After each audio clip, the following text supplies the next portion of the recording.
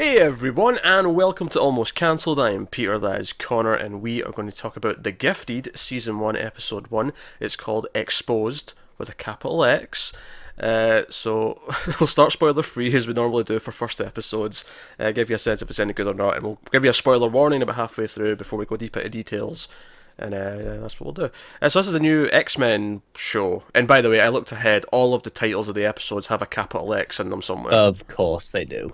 I kind of appreciate it, especially since I don't think X is the easiest letter to fit into every No, title. there's not that many words with an X, I mean, comparatively. Yeah, there's more than a few other letters, but like, that'd be easy if it was like R or S. It'd be like, piece of cake. Yeah, X is it's a more uncommon letter. Yeah, you have to go out of your way to do it, but yeah. So this is the new X-Men show from Fox. It's about a family. Sort of. They don't quite say how connected it is to the movies per se, although I think you could maybe argue it's set kind of before Logan, after like events that are described in that film. If you wanted to fit it into the movies, you could kind of squeeze it in there if you wanted to. Yeah, there's some maybe subtle hints that maybe that's where it is. Yeah, I don't know if it matters too much right now. The point is, though, is that we're in a world where the X-Men did exist. They are not existing anymore. They disappeared. But the mutants are still a problem in the sense that everyone thinks we have to deal with them some way. And our family characters, we have the dad, who's Bill from True Blood. He's Yep. Reed. He works for an agency who investigates them. He's not the team that goes after them. That's the Sentinel security team, which, nice play in the name there. I'll give them that. That was a nice touch. Yeah. But he looks into all these things. That's part of his job. He's basically what's his name from Heroes. The cheerleader's dad.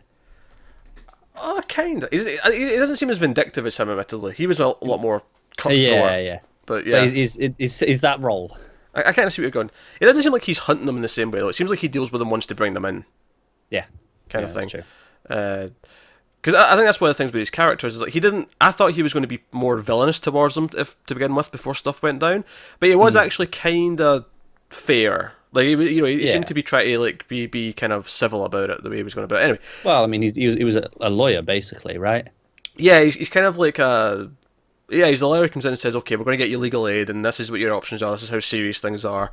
So he takes it very seriously, and but he doesn't seem super anti-mutant, like, racist, No. all over the place kind of thing. Then the wife is Amy Acker, who you may know, she was on a spin-off of the hit television show Buffy the Vampire Slayer. It's built in! It didn't take long, did it? It's so built in. Like that was like what, 2.5 minutes? She's the mum, and then we have the kids. We have the daughter who looks a little bit like Chloe Grace Moretz. I thought. Yeah. I don't know if I anything see- I see else. So She was in an episode of iZombie. was she? Yeah. Is it one we watched? Yeah. Okay, I can't remember it, but I'll take your word for it. Now we have the son, and obviously it's the daughter and the son who gain powers. And some more. I looked into a little bit kind of what they're based on online, so we can talk a little bit about that in spoilers. But they develop powers. She has this kind of. At first, it was just like a force field, but what she's actually doing is she sort of compresses air to make a shield, but she can do it with other things as well. She mentions she can do it with water, but it's harder, so she's not quite mastered that yet. But Yeah. theoretically, that's maybe where we'll get some fun effects later on. Yeah. But air's cheaper. Yeah, she's mastered air for the most part, but she'll work on the other elements later. She makes these like air bubbles. Yeah, That's what it looks like. it almost looks like giant. You know how those big, not the small bubble wrap, but the big chunky bubble wrap. You Yeah, get with big yeah. packages. It's almost like a sheet of that goes up in front of her. It is. It's a surprisingly entertaining effect, despite how weird it looks.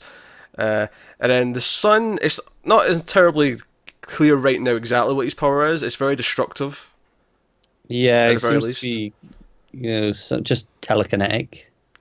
Yeah, it could just be telekinetic and he can't control it yet, so it's appearing more like an earthquake, but it could also be more vibration focused, kind of like Quake from S.H.I.E.L.D. It could be. Yeah, so it could be any of those things. It's hard to tell at this point, but it's something in that ballpark.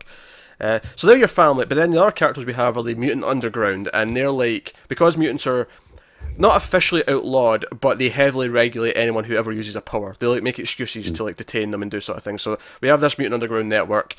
We have our characters Eclipse, who has light powers.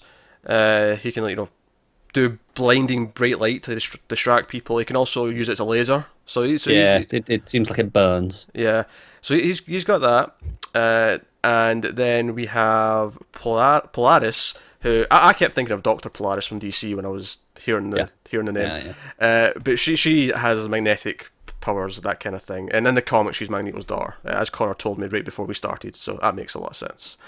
It's not that big a leap to get to that, to be honest, from what you see here. Well, you say that, but Quicksilver's his son in the comics, and he has no powers that are remotely related to him. That's fair. The logic's not exactly consistent, is all I'm saying. It's not, but I'm just saying, metal powers, you kind of go, oh, maybe. She could equally just be Mystique Star. It's fine.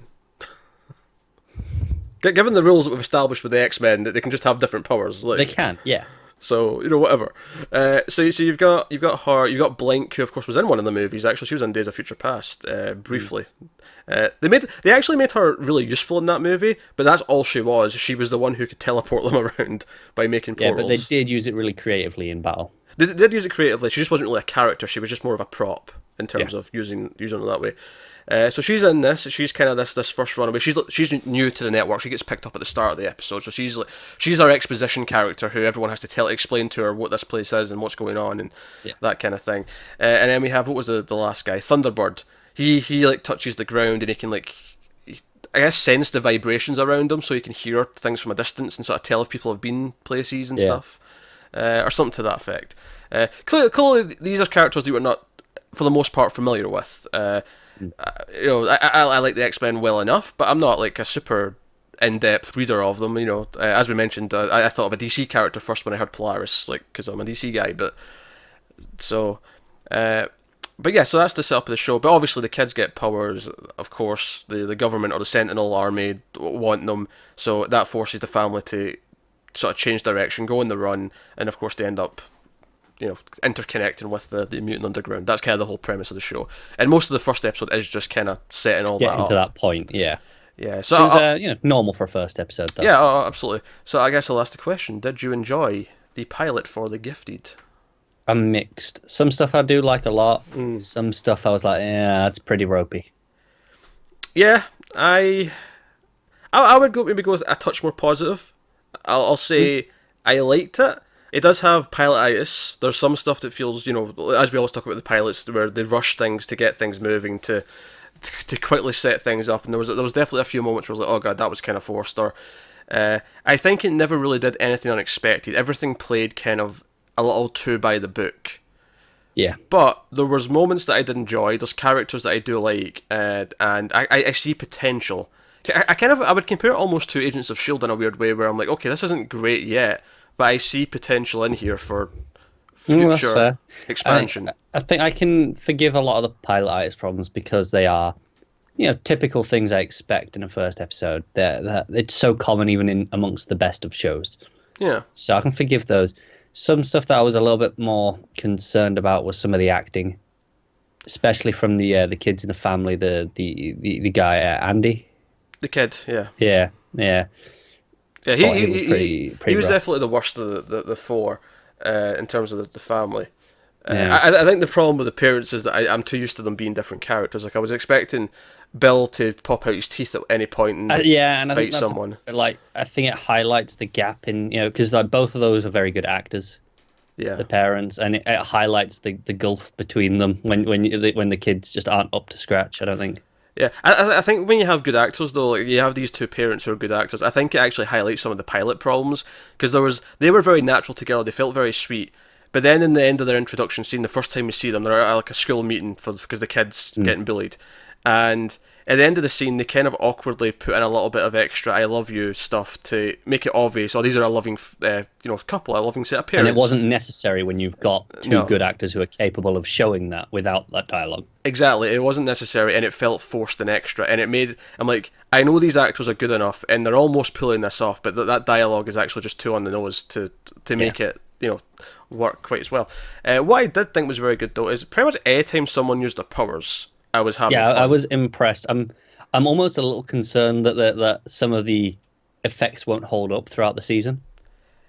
See, I don't think so. I think but they're mostly quite simple, aren't they? This is the thing. Like, I actually think this was not that flashy for a pilot. I feel like No. this was all stuff that I can see them pulling off consistently. It was also, you know, like Blink's thing where she opens the portal up. That's a really simple little It's just a light, yeah. CG effect. The bright light from Eclipse, simple enough effect. Like, it's not like there's nothing I saw here where I'm like, oh, they can't just do that every week on a TV budget. They can. Like, everything. I mean, it looked good for TV, but it looked like a TV show. It looked like a network TV show. I mean, probably in the higher end of it, but it's all like a network TV show. It's honestly the air bubbles is probably one of the more complex effects. Yeah, but even that, like, once they have a framework for it, I'm sure they can kind of knock out. The most fun part I had with those actually was when it became clear she could also sort of move things with them, because she actually moves a car out the way at one point. Yeah, with them. I was going to say, she uses it really creatively, and I appreciate that, because I think that's something that I have a problem with a lot of the X-Men movies, is... They just stand still and blast their powers in a straight line. Yeah, and, you know, you mentioned Days of Future Past. I think that's potentially the high point for the movies in terms of using the powers creatively. And the Bryan Singer ones, I'll give you that. Okay. I will stick up for First Class as a superior...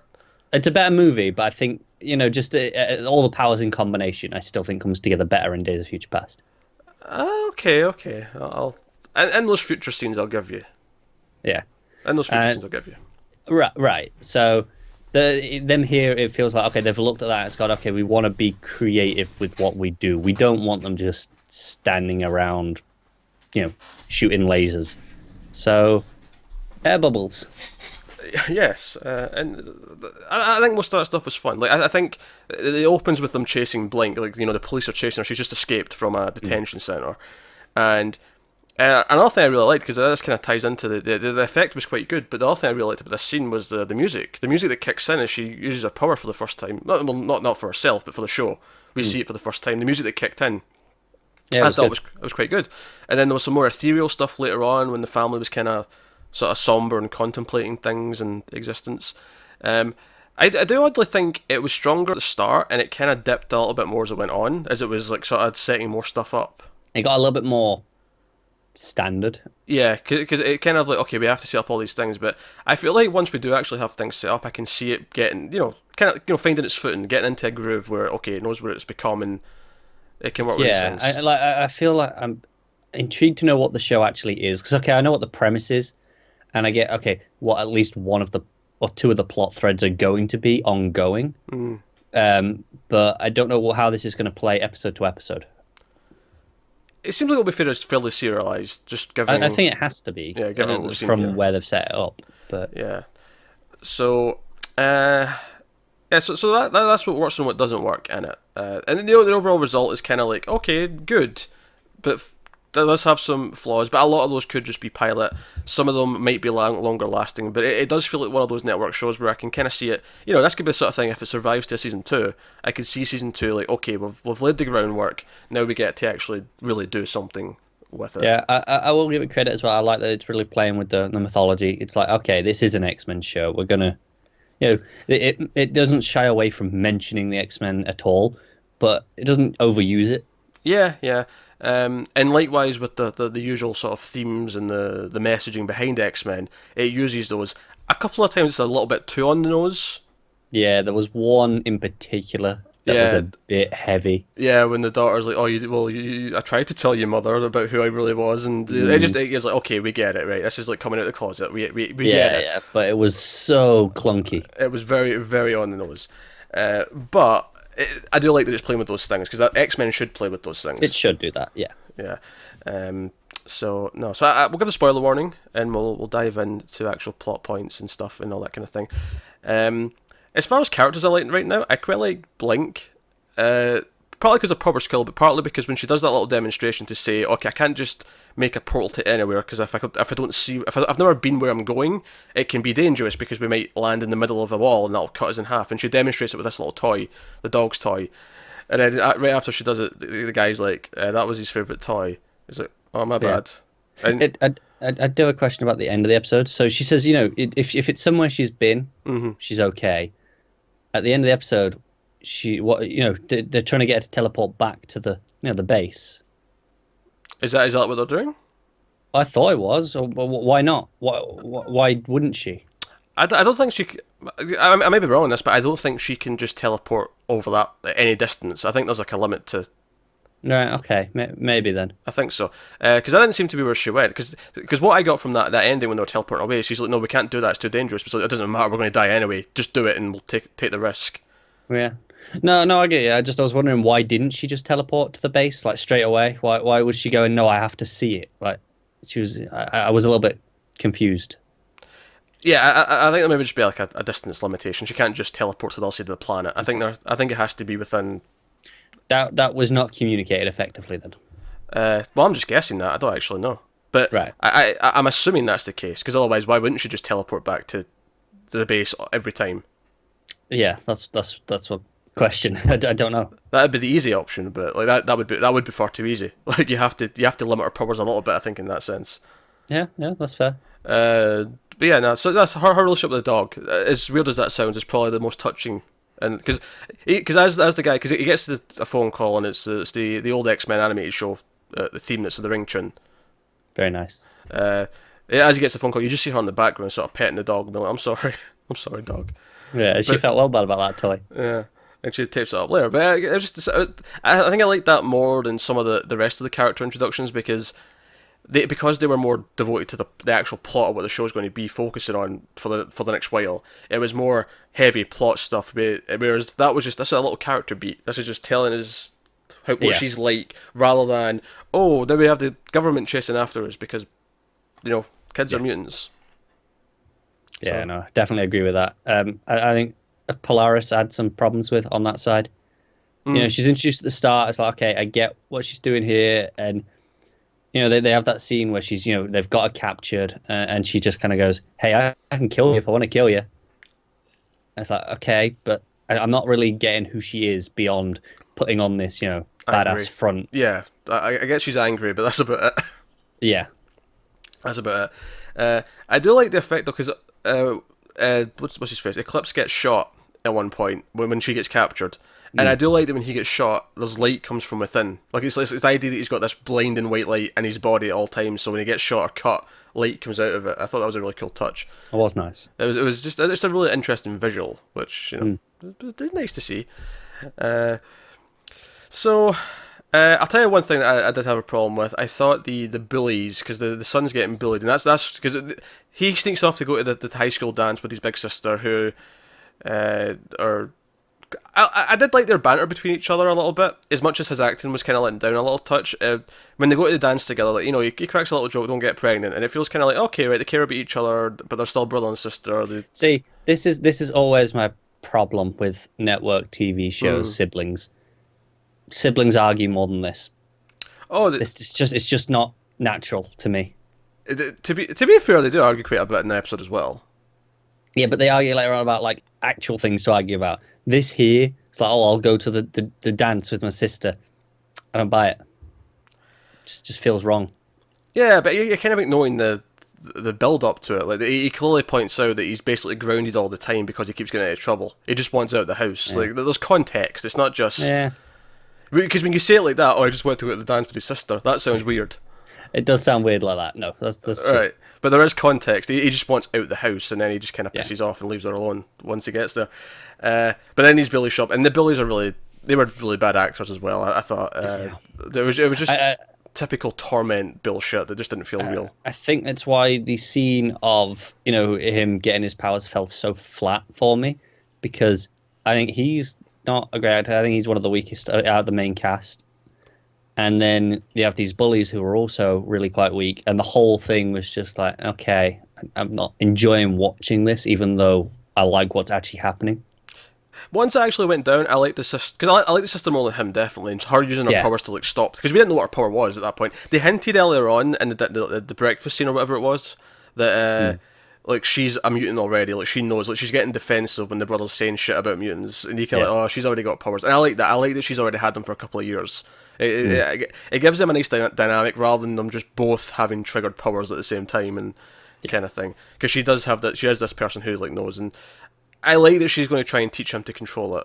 And it was something as simple as the vending machine, although he ends up making it explode. But yeah, and she does not think quick enough. Like I get, she goes, "Oh, let's get him out of the way." Put an air bubble around the vending machine. She grabs him and pulls him out of the way. Oh, as much as she's more experienced, she's still a novice. So I will happily accept that she's just not quick thinking with her powers yet to do that.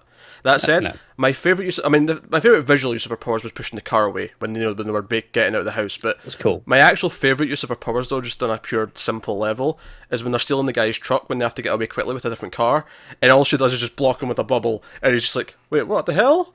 And they just get into his car. I and like that leave. it's like a frosted glass effect, so it kind of obscures their identities as well. Yeah, that's true.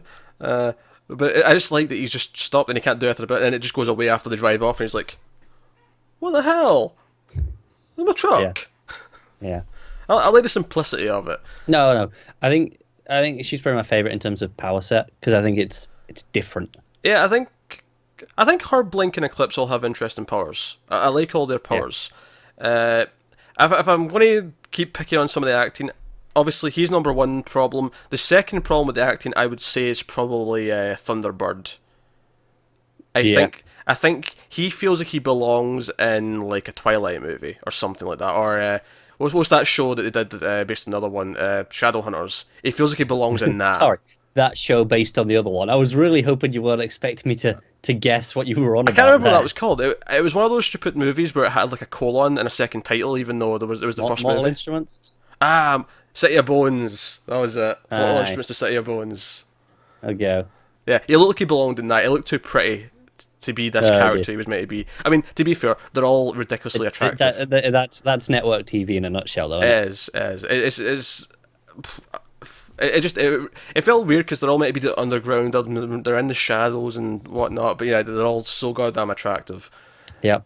Yeah. But whatever. Well, that's it. Network shows. You've got to look good and you got to be cheap. Acting ability is third on that list. I feel like this is out. I mean, not in every other way, but just in terms of the attractive cast, it's out CW and the CW a little bit with this one. It's kind of hitting on it, isn't it? Yeah, because everyone's attractive. Yeah.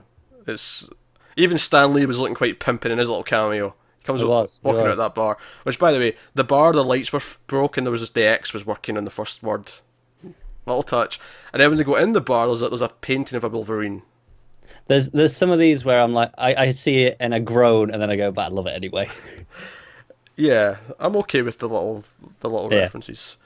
But yeah, so we have that. But yeah, so plot, I guess. So Bill, that's his name in True Blood. Sorry, Reed calls Eclipse. And is like, hey, I need to get my family out of the country where the mutant laws aren't as strict. Can you help me? I can help you try and break out your girlfriend.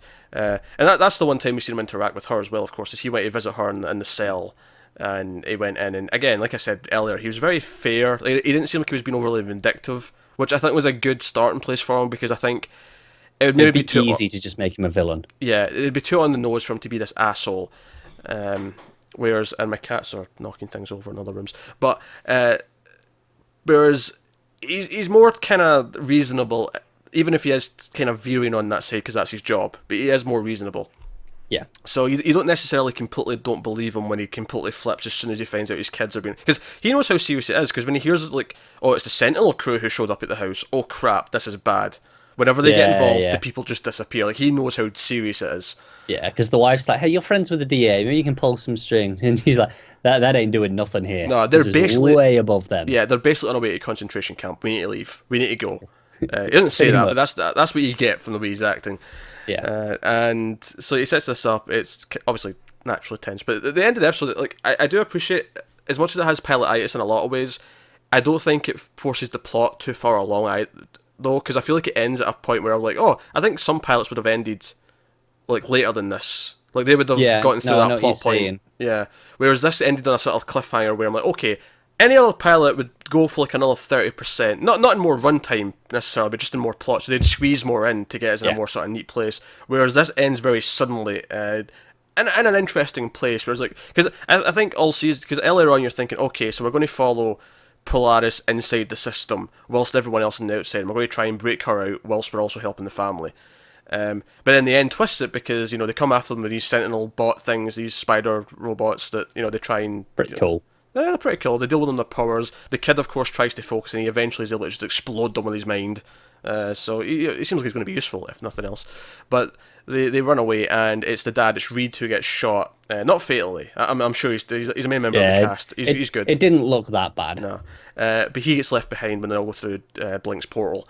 And I'm like, okay, right, so this is a bit more interesting. He has to kind of now be detained himself, knowing full well what the system is.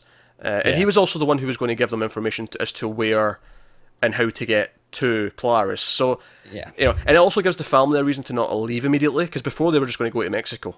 Whereas now it's like... but now they want to stick around and get the family back together. Yeah, and I feel like by the time they actually do get him back, if they even do it, maybe he'll die before that happens, but if they ever do get him back, by that point they'll be so ingrained in this network and want to help. The kids, at the very least, will want to be a part of this, that they'll stick around. So, but...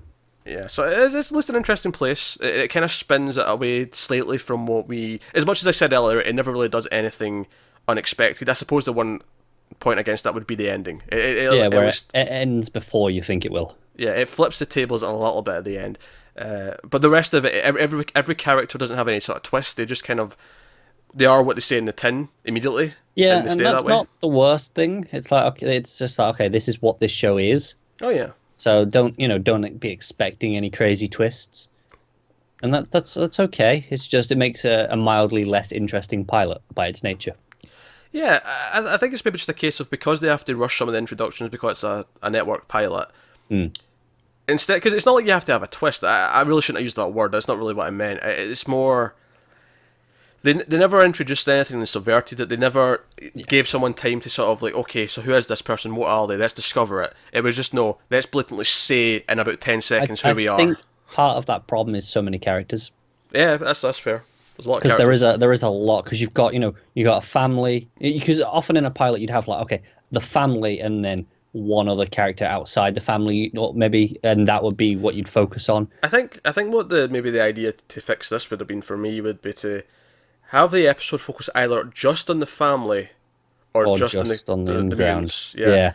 And then do the next episode with the other one. Yeah, and do the flip and have them both end at the same point. That's what I think that's what I'd have done, because, like I say, I think it's just too much for one episode with both sets of characters. Yeah. Obviously, there'll be a couple of moments that would be repeated, like when they're on the phone together. You'd see maybe that from both sides, but otherwise, you focus on just the one side of it and then meet them in the end. I think that might have been a better way to do it. But it's a network pilot. They like to get all this done and out of the way as quickly as possible. They do. It's not the end of the world. It's one of those things where going forward, where we focus in individually on things, we should get some character growth. So this isn't really an issue. But it's just right now when it's, okay, here's another one and here's another one. And it's just character after character. It does sound like we're willing to keep going, though, for now. Yeah, I'm definitely willing to at least see if it fixes its problems, discovers itself a bit. Actually, this is the thing. It really feels like a show to me that could grow sort of subtly over the season, and then it's like season 2 is when it really gets good. Like, when it hits. Yeah, it does feel like one of those where I'll for a long time be going, yeah, it's still all right. It's okay. It's but fine, then I'll look back and go, hang on, this is really good. This has gotten better over the season, and I didn't even notice, kind of thing. Yeah. I feel like Timeless kind of did that to me last year. It kind of snuck up on me. Timeless kind of did that. Just some big examples from shows that I went on to become some of my favourite shows. Fringe was like that. Chuck was like that. Where season 1 I thought was okay, and it was season 2 where I'm like, man, I'm really into this show now. Like, it's gotten better, and I didn't even really notice. I mean, one could argue that the hit television show also did the same thing. I'm not name dropping it. I don't know what you're talking about. What hit television show? I'm not what saying a vague it. statement. Well, how could I possibly know what you mean by that? Some clever deductions from earlier is more than enough information for anyone. I have no idea what you were talking about, but Angel was a show that did that. Season 1 was a bit weaker, and then it got really good in season 2. It's true. Come on, that was funny. That was a quality joke. One bad, and also more appropriate for given the cast in this. Given that Fred herself is in the cast, yeah. So no, I'll say I enjoyed it. I do think it definitely feels like more of a network TV than a lot of the other things we're watching right now, which isn't necessarily a bad thing. It's just that I feel like over the last, because let's just think of the shows I mentioned there. I mentioned Friends, I mentioned Chuck. We haven't got any of those now. Yeah, there was a time like 5 or 6 years ago when I had like 3 or 4 network shows that I really loved. Like, I really loved them. And now, I mean, I enjoy the CWDC stuff, but I wouldn't put them on the same level as some of those shows. No, the only one close to me, for me, to those ones is Shield. Yeah. Yeah, Shield is the one exception. Yes, Shield has gotten legitimately great. That started very weak, like to the point where I dropped it at first. I gave it like 6 episodes, and then I came back after the first season because I heard it picked up. I had faith, kind of similar to this actually, where I just kind of had that feeling. Like, I was like, I can see this improving. The ingredients are there. It just needs to. I think if I'd been, if I'd been watching it for like this, then I probably would have been like, yeah, I'll stick with it. But at the time, I was just like, I was a bit busy. I was just like, I'll leave it. And sure enough, because I remember Shield, like, it got proper good when Winter Soldier came out around episode like 18 or whatever it was. Yeah, but there's a specific turning point. I think it's like episode 12 or 13 where 13, I noticed. It's the train episode. Tracks, I think it's called. Yeah. It was the episode in the train where I went, oh man, this was quite inventive. This was the first genuine, like, pretty good episode. Now I'm like, and even though it went back to what it was for the next few episodes, it was like, okay, but now I've got a seed of hope now. And then it got to that turning point. In fact, the episode was called Turn, Turn, Turn, I believe. And that's where it kind of, and I'm getting these kind of vibes from this. Not that I'm not going to put money on that it'll do that, but just in the sense that a lot of network shows do find their feet, because they're kind of forced to rush at the start, because that's just the nature of the beast. Yeah, and even like some of the moments in this episode were rushed, like not just as a overall pacing, but like the very opening, where they're chasing down the mutants, and Eclipse gets shot, and it does the slow motion thing, and it's like. And it plays it like a big moment. Polaris freaks out. And it's like, yeah, but I don't know who these are. This means nothing to me right now. And it's like it's playing it like a moment, and it's not yet. But if you played me that in a few episodes' time, it probably would be. I somewhat agree with that. I think you can play this right in the opening scene. You can tell us about these characters by having them go through something like this. I think the reason why this is a little bit weirder in this case is because we don't start with them. We start with Blink. Blink is the character we introduced with. She's the one that we have this small, however small it may be, we have this small connection with her because she's the one we started with. And she pulled off this feat of power and she went through this portal. And then we switched to these characters. And then it's like, well, it's hard to get invested in them because I feel like I'm more connected to Blink at this point. I think the smarter thing from that scene would be to have everything from her POV almost. Like, have everything through her eyes. Like, because that's the one we were kind of connected to first. Have it be from her over the shoulder kind of thing. I did like... having it being such an emotional moment felt strange to me. That said, though, I did kind of like her like just slamming the cop against the wall repeatedly. Yeah. This thing, I liked what it was doing. I just... And I get why... I understood Polaris, she cares about this guy. I got the context of what it was telling me from the reaction. It was just the actual slow motion and the sad music when it happened for me as a viewer. Why is that there for me? No, I get it. That's completely fair. But it wasn't awful. Like I say, it did tell me a lot about the other characters. It's just I think it was played a little bit off. But to compare it to Shield again, like just did you care about Fitz and Simmons in episode 1, 2, 3? And then compare that. I stopped watching. Yeah, but compare that. Well, 1, 2, 3, you hadn't stopped watching. But compare it to how you feel about Fitz and Simmons now, or any point in the last 3 seasons. Yeah. It's night and day, and I think, it seems like that kind of show. It feels like it's got the possibilities there, the potential is there. That's it. There's enough there that I'm going to keep watching because I can see. No, this could go places. This could be great. Of course, if it just dives for 4 episodes in a row, we'll probably just quit it and say that's us, we're done. But if it maintains at least this quality for at least 6, 8 episodes, I'll probably stick it out at that point. Yeah, at least for the season. See how it ends up. See. It gets a pass on episode 2 because there's always the episode 2 syndrome. Yeah, episode 2 syndrome, which is worse than pilotitis. Yeah, because they feel the need to repeat everything and catch everyone back up, even though most people watch the pilot. Yeah, so it's actually worse because you're just it's the same thing again, but now it's repetition because you've already heard it, so it's just more annoying. Yeah. So it gets a pass on that, and then we'll see how it progresses from there. But yeah, so yeah, that was a gifted, and we'll find out if the show. Bad. We'll find out if the show itself is gifted. As we watch more of it. That you must hate log lines for articles when they like to make a good pun to No. I don't mind a good pun, but that wasn't a good pun. Okay, that wasn't great, but you roll your eyes at every single one I make. Do you know what? That's the problem. You make too many. Puns are they're only good in small doses. It's like the occasional pun is great, but you're like, here's a pun, here's a pun. Every episode is another pun. Nah, you need to binge pun. That's the only way to live. Only way to live. That's all I'm saying. I don't know how to deal with you sometimes. So that is The Gifted. By all means, let us know what you thought of it in the comments below. Like, subscribe, all that stuff. Get us on Twitter at mailed_fuzz for channel updates. If you want to support the channel, head over to patreon.com/mailedfuzztv. You can do that over there.